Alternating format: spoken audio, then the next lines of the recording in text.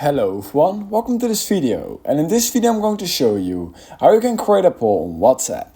So in order to create a poll over on WhatsApp, it's quite easy, so let's just immediately jump into the tutorial. So first you either need to go to a group or a person, and then what you want to do is you want to click on this plus icon next to where you type. So here I type and then you have this plus icon right here. You can choose out of a lot of options, but you need to choose on poll.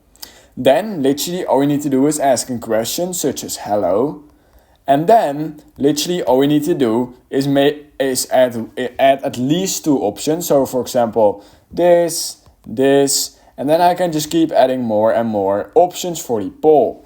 And yeah, that's basically all you need to do. You can either enable or disable allow multiple answers, and then you click on send, and we can now see that this poll has been created. So that's how you can create a poll on WhatsApp. If you learned something from this video, I would highly appreciate it if you could like this video and subscribe to my channel, and I hope I will see you in my next YouTube tutorial video.